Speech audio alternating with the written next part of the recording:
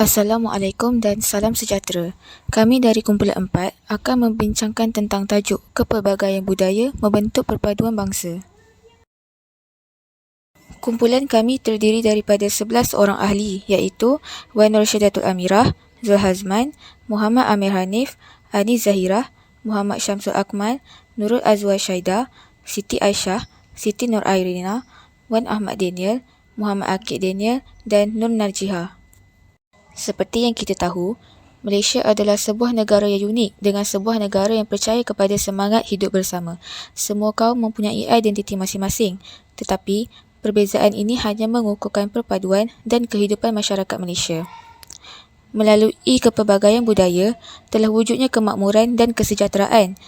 Kedua elemen ini adalah salah satu daripada kunci utama semangat perpaduan antara kaum di negara Malaysia. Ini kerana perpaduan dan kemakmuranlah yang menyebabkan sesuatu perhubungan itu boleh terjalin dengan baik. Tanpa perpaduan, negara akan berada dalam keadaan kucak-kacir dan kehidupan bermasyarakat sedikit demi sedikit akan terhakis begitu sahaja.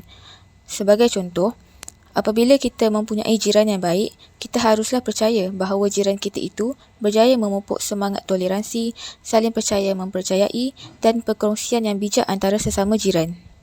Di sini, terdapat masyarakat berbilang kaum dan budaya. Ini adalah salah satu perkara yang membuat kita berasa lebih dekat dengan jiran kita. Negara ini telah dapat mengekalkan hubungan kaum yang harmoni dengan bersatu dalam memelihara hak rakyat Malaysia dan semua orang lain untuk kesaksamaan, keadilan dan layanan adil tanpa mengira agama, budaya atau bahasa. Menghargai roh ini akan membuat kita memiliki hubungan yang sihat antara tetangga. Kerajaan menggalakkan toleransi dan ketelusan di kalangan rakyat Malaysia supaya mereka dapat memahami budaya, tradisi dan agama masing-masing tanpa prejudis atau diskriminasi. Isu yang pertama ialah larangan mempersendakan budaya dan tradisi kaum dalam Malaysia. Menteri Perpaduan Negara Malaysia iaitu Datuk Halimah Mahmud Saddiq berpendapat dalam usaha kita mengejar perpaduan yang diidamkan, usahlah kita mempersendakan pakaian tradisional dan budaya setiap kaum yang ada di Malaysia ini. Hal ini kerana pakaian tradisional dan budaya setiap kaum melambangkan identiti dan keunikan kaum tertentu. Sebagai tamsilannya, busana ngepan Iban mewakili kaum Iban di Sarawak. Beliau juga menasihati pakaian tradisional tidak dapat dinilai dengan wang ringgit. Ia merupakan tradisi daripada nenek moyang kita yang sewajarnya dipelihara dan dipelihara daripada arus pemodenan negara sekarang. Sebagai rakyat Malaysia yang mempunyai nilai etika yang tinggi dan kebudayaan yang luhur, kita perlulah menghormati budaya orang lain sekiranya mahu budaya sendiri dihormati. Malaysia mempunyai kepelbagaian budaya untuk dibanggakan. Baru-baru ini, terdapat dua isu berkaitan mempersendakan pakaian tradisional oleh influencer di platform Instagram yang telah mencetuskan kemarahan ramai pihak. Antaranya, influencer Instagram dari Korea yang bernama Mariam bersama suaminya yang telah mempersendakan pakaian tradisional ngepan Iban. Hal ini telah mencetuskan kemarahan semua rakyat, terutama sekali penduduk Sarawak iaitu kaum Iban.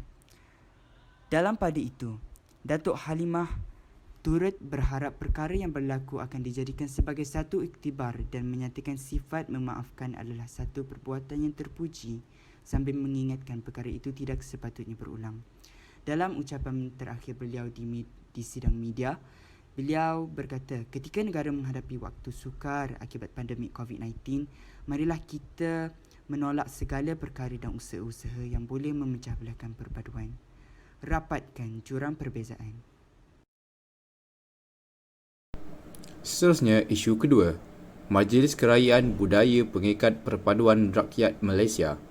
Malaysia mempunyai kepelbagaian tradisi dan sambutan majlis kerajaan yang unik mengikut kaum masing-masing seperti Hari Raya Aidilfitri, Tahun Baru Cina, Deepavali dan juga Hari Gawai. Setiap tahun, perayaan kaum di Malaysia akan diraikan oleh seluruh lapisan masyarakat tanpa mengira agama, bangsa dan budaya. Pada bulan Syawal, telah diadakan Majlis MRTM Aidilfitri pada tahun 2022 yang bertempat di Kuala Terengganu dan dihadiri oleh 50,000 hingga 100,000 pengunjung terdiri daripada pelbagai kaum di Malaysia. Penganjuran program ini bertujuan untuk mendekatkan masyarakat umum khususnya keluarga Malaysia yang berada di negeri Terengganu dengan kegiatan seni budaya dan pelancongan Malaysia serta membuka ruang kembali untuk menjana ekonomi negara bagi penggiat industri yang berada di negeri itu. Perdana Menteri ke-9 iaitu Yang Amat Berhormat Datuk Seri Ismail Sabri Yaakob berkata, "Saya gembira melihat hubungan keluarga Malaysia yang begitu rapat tanpa mengira kaum, tanpa mengira agama."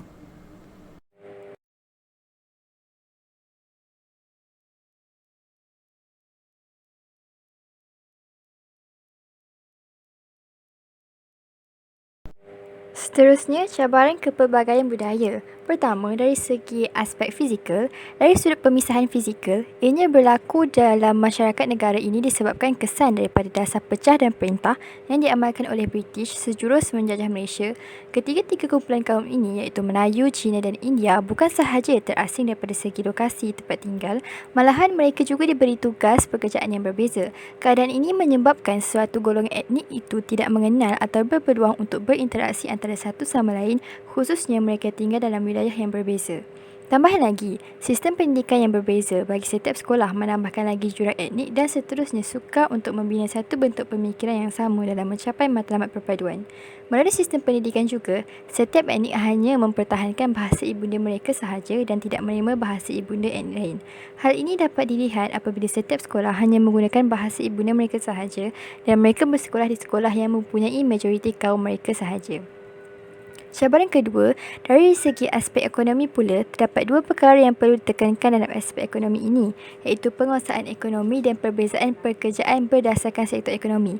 Pertama, dalam penguasaan ekonomi, jelas telah memperlihatkan satu jurang yang luas bagi setiap etnik.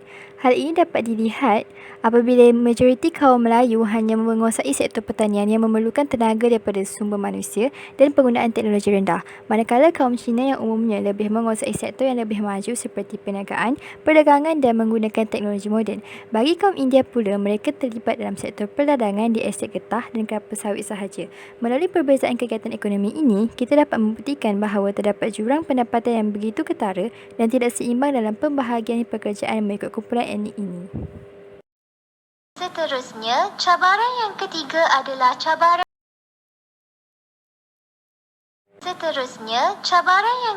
adalah cabaran kepentingan etnik dari aspek politik, iaitu di mana politik perkauman berlaku mengikut sesebuah parti politik yang disokongnya. Politik perkauman ini boleh menimbulkan perasaan kurang senang dan mengukuhkan lagi semangat perkauman jika sesuatu tindakan tidak diambil. Isu-isu perkauman seperti bahasa, kebudayaan, pendidikan, agama, kerakyatan dan ekonomi jika digunakan untuk tujuan berpolitik, pastinya akan mengundang masyarakat yang berpecah belah. Berikutan faktor daripada itu, kita dapat melihat semua etnik akan saling berusaha untuk mengekalkan identiti kaumnya sendiri, terutama dari aspek bahasa dan budaya. Setiap etnik akan cuba mempertahankan identiti etnik mereka supaya mereka juga akan mendapat hak yang sama rata dengan etnik yang lain. Tambahan lagi, melalui isu ini juga akan menyebabkan semangat taat setia pada negara tidak wujud lagi dalam jiwa masyarakat. Cabaran yang terakhir ialah cabaran nilai antara etnik, iaitu yang menyatakan perbezaan dari segi agama, bahasa dan kebudayaan yang lebih ketara dalam masyarakat majmuk. Sudah terang lagi bersulur bahawa sememangnya kaum Melayu, Cina dan India mempunyai agama, bahasa dan kebudayaan yang berlainan. Malangnya, perbezaan ini bertambah sukar jika setiap kaum terus memperjuangkan bahasa dan kebudayaan mereka sendiri. Kesannya sudah tentu akan menyebabkan anggota etnik lebih mengutamakan anggota etnik yang sama. Lebih-lebih lagi dalam memilih sahabat, mendapatkan pekerjaan atau sebagainya. Kesimpulannya, anggota etnik hanya akan berkomunikasi dan bersosial dengan satu etnik yang sama dengan dirinya sahaja dan enggan bercampur dengan etnik yang berbeza. Berikut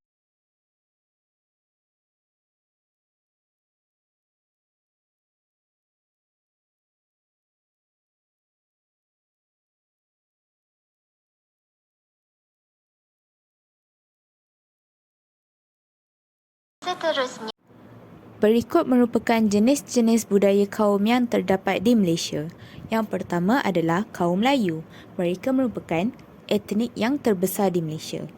Mereka beragama Islam serta berketurunan dan mengamalkan budaya Melayu. Orang Melayu sangat terkenal dengan sifat peramah mereka. Selain itu, mereka juga kaya dengan seni budaya terutamanya dari aspek permainan, alat muzik dan tarian. Seterusnya adalah kaum Cina di mana mereka adalah kumpulan etnik kedua terbesar di Malaysia. Mereka sangat terkenal dengan sifat yang kuat bekerja serta kesungguhan bekerja mereka membuahkan prestasi kerja yang baik. Kebanyakan dari kaum Cina juga sangat pakar dalam bidang perniagaan. Selain itu, terdapat 3 kumpulan kecil dalam kaum Cina ini yang berbicara dengan dialek yang berbeza. Contohnya, dialek Hokkien bagi mereka yang tinggal di utara Pulau Pinang, dialek Kantonis bagi mereka yang tinggal di Kuala Lumpur dan terdapat juga kumpulan yang bertutur dengan bahasa Mandarin bagi mereka yang tinggal di kawasan selatan tanah air Johor. Yang terakhir sekali adalah kaum India. Kaum India adalah kumpulan etnik ketiga terbesar di Malaysia. Mereka berbahasa Tamil dan kebanyakan daripada kaum India berasal dari selatan India di mana mereka menjadi pendatang pada zaman penjajahan British. Kaum India juga majoritinya beragama Hindu dan mereka membawa budaya yang unik seperti pembinaan kuil, makanan yang pedas serta pakaian sari yang mewah.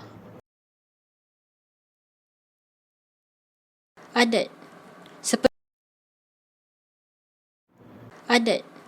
Seperti yang telah didefinisikan di dalam Kamus Dewan edisi keempat, adat merupakan peraturan yang sudah diamalkan secara turun-temurun di dalam sesuatu masyarakat sehingga ia telah menjadi hukum dan peraturan yang harus dipatuhi. Adat di dalam sesebuah masyarakat merupakan suatu kemestian yang perlu diikuti dari generasi ke generasi yang lain agar identiti bagi sesebuah kaum tidak hilang. Adat merangkumi seluruh aspek kehidupan seperti kelahiran, perkahwinan dan kematian. Bagi kaum Melayu, adat menyambut kelahiran bayi adalah melongkan azan ke telinga bagi lelaki dan mengiqamatkan bagi perempuan. Seterusnya ialah bercukur jambul dan seterusnya ialah bertahnik, iaitu menyalit buah tamar yang telah dilumatkan pada lelangit mulut bayi. Ia boleh digantikan dengan manisan lain seperti madu. Seterusnya adalah adat perkahwinan bagi kaum Melayu adalah berperingkat, iaitu peringkat pertama merisik. Keluarga pihak lelaki akan bertemu keluarga pihak perempuan untuk mendapatkan kepastian bahawa gadis yang akan dipinang belum berpunya. Seterusnya adalah adat meminang.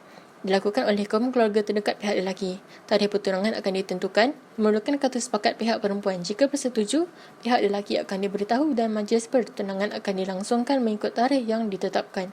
Seterusnya adalah adat bertunang.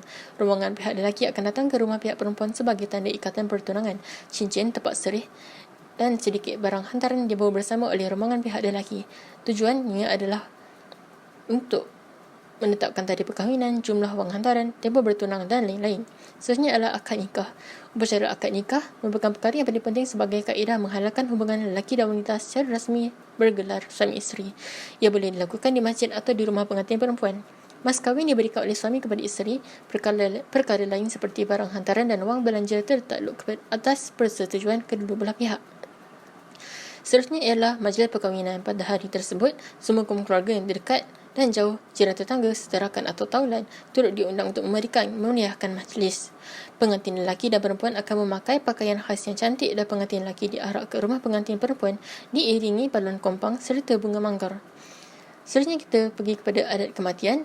Semasa kematian, berita tentang kematian seseorang perlu dimaklumkan kepada seluruh penduduk tempat tinggal si mati supaya persiapan dapat dilakukan dengan segera. Jenazah akan dibaringkan di dalam rumah bahagian tengah dan tubuhnya akan ditutupi dengan sehelai kain. Kaki jenazah akan dihalakan ke arah kiblat serta tangannya diletakkan di dada. Bacaan ayat suci Al-Quran digalakkan bagi orang yang menziarahi jenazah tersebut. Seterusnya ialah memandikan jenazah. Jenazah lelaki akan diuruskan oleh kaum lelaki dan jenazah perempuan akan diuruskan oleh kaum perempuan.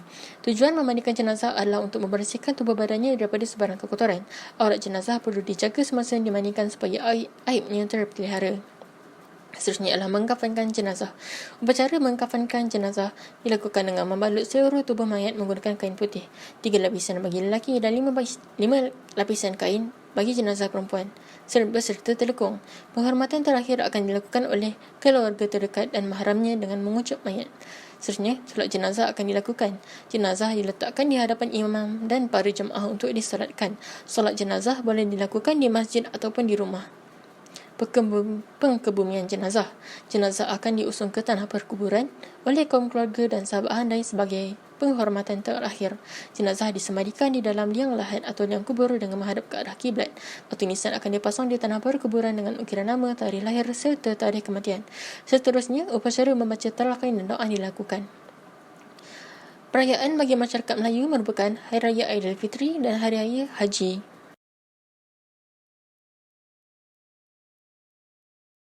Seterusnya, kita pergi kepada kaum Cina bagi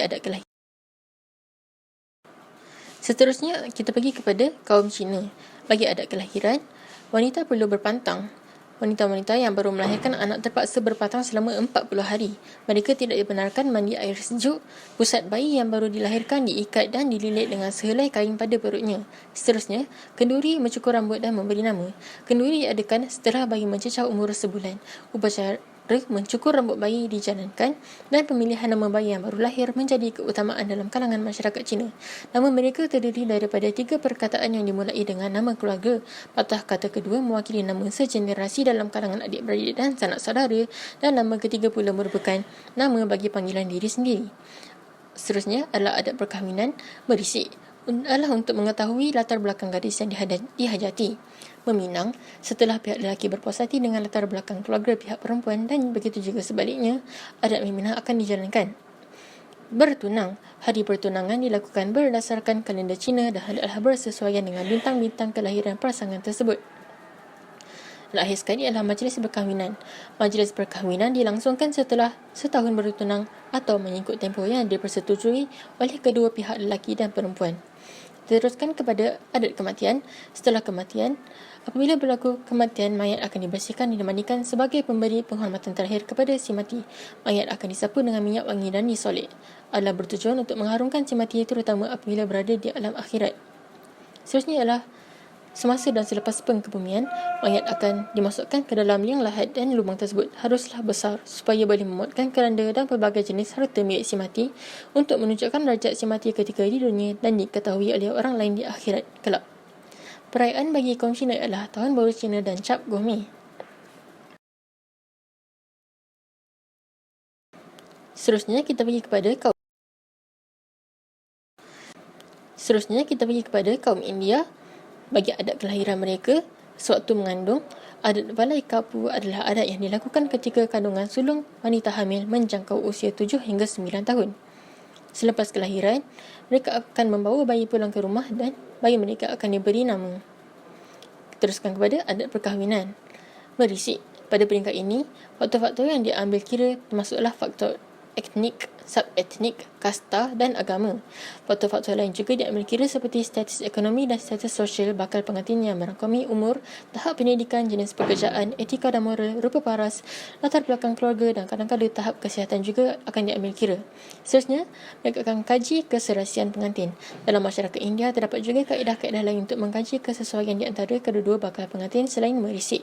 Ia dikenali sebagai Sayurumanam Poruttampartal, dan kajian ini dijalankan terlebih dahulu kerana dalam ajaran agama Hindu, mereka tidak percaya kepada konsep penceraian. Seterusnya ialah parisam. Adat parisam terbahagi kepada 2, iaitu parisam biasa atau udan parisam. Parisam biasa adalah pemberian hadiah yang dijalankan lebih awal daripada hari perkahwinan. Manakala udan parisam adalah pemberian hadiah yang dilakukan pada hari yang sama di sebelah pagi sebelum perkahwinan dilangsungkan. Seterusnya ialah upacara sebelum perkahwinan, kad jemputan.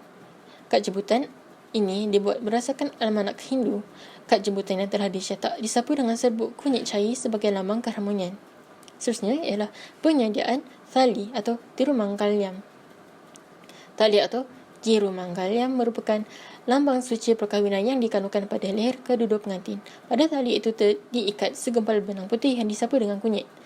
Seterusnya adalah upacara perkahwinan. Silumanan bermaksud penyatuan atau ikatan suci melalui perkahwinan antara pasangan suami isteri agar kekal sehingga ke akhir hayat. Terdapat 3 jenis perkahwinan dalam masyarakat Indah iaitu Waitikat Tayrumanam, Tamil Tayrumanam dan Dia Tayrumanam, yang mana perkahwinan ini dijanakan adalah berdasarkan aspek suku kaum. Seterusnya adalah adat kematian. Mengurus mayat. Mayat si mati akan diletakkan di ruang tamu, kepala mayat dihadapkan ke arah selatan, lampu minyak atau kamatci vilaku dinyalakan, sebiji kelapa dibelah 2 dan sirih pinang diletak berhabirah mayat. Kemenyan dan kapur berus diasap sebagai simbol keterangan jiwa. Sebut suci atau tiruniru disapu pada dahi si mati sebelum upacara sembahyang. Sepanjang berada di rumah mayat, perlu dijaga sebaiknya. Ibu jari tangan dan kaki diikat dengan kain putih dan tangan diletakkan di atas dada. Mata ditutup rapat dan disapu kunyit untuk membunuh kuman, kemudian dibalut dengan kain. Sirih pinang yang telah ditumbuk dimasukkan ke dalam mulut, kemudian dibalut dengan kain. Manakala lubang hidung disembat dengan kapas. Duit syilin akan diletakkan di atas dahi dan air mawar akan direnjus pada mayat. Kemudian mayat diasapkan dengan kemenyan yang dibakar supaya mayat tidak berbau. Perayaan bagi kaum India adalah Hari Deepavali dan Hari Thaipusam.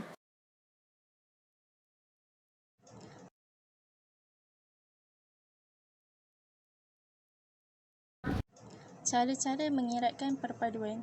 Yang pertama, peranan dasar kerajaan. Kerajaan merupakan pihak utama yang bertanggungjawab menjadikan sesebuah negara mempunyai perpaduan yang kukuh dan erat.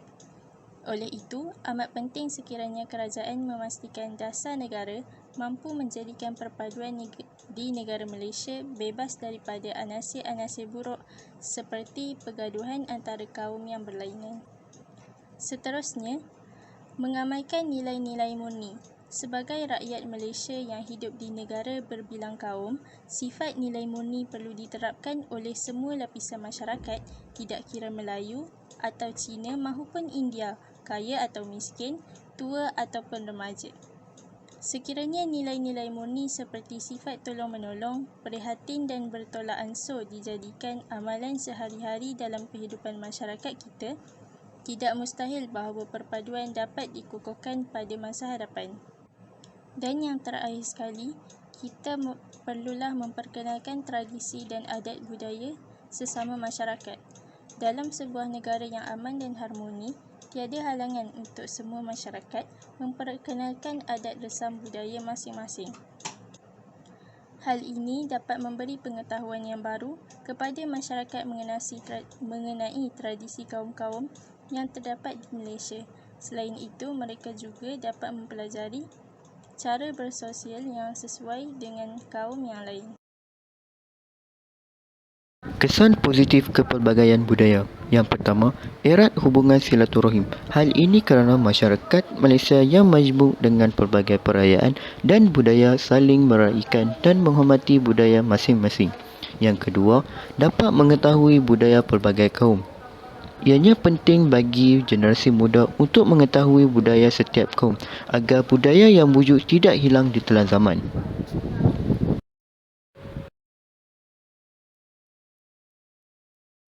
Kesan positif kepelbagaian budaya yang ketiga adalah negara aman damai. Negara aman dapat dicapai apabila masyarakat saling menghormati budaya masing-masing dan elak dari berlakunya perselisihan faham di antara satu sama lain. Seterusnya, kerjasama di antara masyarakat turut memainkan peranan di dalam wujudnya kepelbagaian budaya kerana dengan adanya kerjasama ini menjadikan negara lebih aman dan damai. Kesan positif yang keempat pula adalah dapat meningkatkan ekonomi negara. Salah satu contoh ekonomi yang dapat ditingkatkan adalah seperti sektor pelancongan. Sektor pelancongan dapat ditingkatkan kerana ianya dengan wujudnya kepelbagaian budaya, ia menjadi satu tarikan kepada pelancong asing.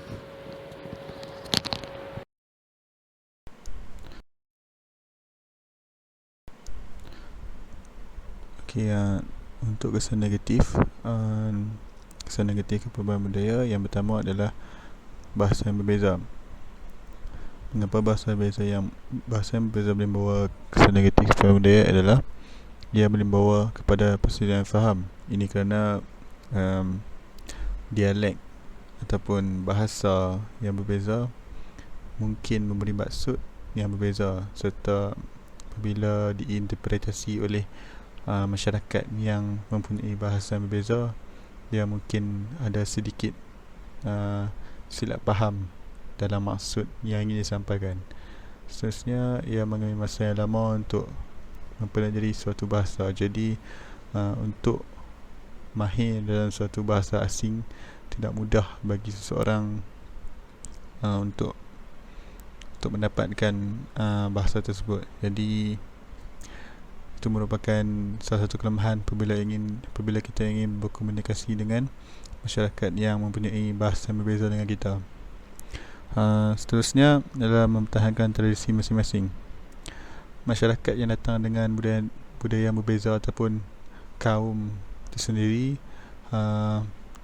semestinya ingin menonjolkan ataupun menjaga imej budaya mereka. Jadi apabila berlakunya kepelbagaian budaya ini, mereka mungkin akan risau akan kehilangan identiti tradisi masing-masing. Seterusnya, apabila berlaku seperti provokasi ataupun ejekan-ejekan ataupun undang-undang yang mungkin mengganggu cara mereka beribadat ataupun sebagainya, mereka akan cuba berbantah kerana mereka memikirkan itu adalah ancaman buat mereka punya tradisi ataupun kaum. Okey, kesan ketiga, kesan negatif keperubahan budaya adalah terjebak dengan gerakan radikal. Kebanyakan gerakan radikal berlaku apabila golongan berpengaruh memberi sesuatu teori ataupun manifesto yang menunjukkan bahawa hak mereka sedang ditindas dan mereka perlu bangkit dalam memerangi masalah tersebut. Jadi golongan-golongan berpengaruh ini akan memberi janji-janji manis kepada pengikut-pengikutnya, khususnya contohnya dari kaum-kaum yang minoriti yang berada di sesuatu negara tersebut. Jadi mereka akan membuat bantahan terhadap apa yang berlaku, apa yang diberikan kepada mereka supaya mereka mendapat hak yang sama rata dengan orang-orang lain. Jadi perkara-perkara sebegini akan menjejaskan pentadbiran suatu negara. Seterusnya, penerimaan penduduk asal. Kebanyakan masyarakat asing yang datang ke negara asing, ini akan melahirkan pendapat berbeza tentang orang asing. Apa yang kita melihat di Amerika Syarikat khususnya, mereka mempunyai masalah rasisme yang sangat kronik, boleh dikatakan kronik, kerana orang yang berkulit hitam dipandang sebagai minoriti dan dianggap sebagai bukan penduduk asal bagi negara tersebut. Jadi ini memberi kesusahan kepada kerajaan untuk membendung perkara ini sekiranya perkara tersebut melarat dari generasi ke generasi.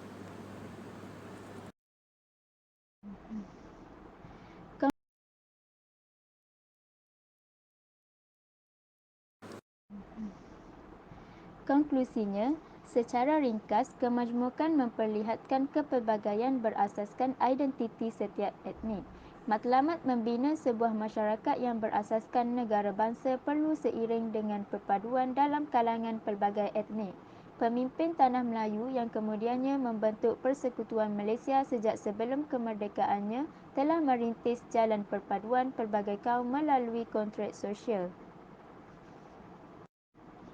Permuafakatan tersebut kemudiannya diterjemahkan ke dalam Perlembagaan Persekutuan Tanah Melayu 1957 dan kekal hingga kini. Tidak seperti Indonesia dan Thailand, Malaysia mempraktikkan cara dan acuannya yang tersendiri untuk membina perpaduan nasional dan membentuk identiti kebangsaan di samping memastikan hubungan antara kaum sentiasa terpelihara. Oleh itu, isu dalam kepelbagaian budaya membentuk perpaduan bangsa mestilah dipraktikkan agar keamanan dapat dikekalkan. Sebagai contoh, larangan mempersendakan budaya dan tradisi kaum dalam Malaysia. Selain itu, Majlis Keraian Budaya Pengikat Perpaduan Rakyat Malaysia perlu diterapkan dalam setiap kaum. Hal ini kerana kepelbagaian menjurus kepada perbezaan yang wujud dalam sesebuah masyarakat yang kemudiannya menjadi cabaran kepada pembinaan identiti kebangsaan dan perpaduan nasional. Antara cabaran kepelbagaian budaya termasuklah dari segi aspek fizikal, aspek ekonomi, aspek politik dan nilai antara etnik.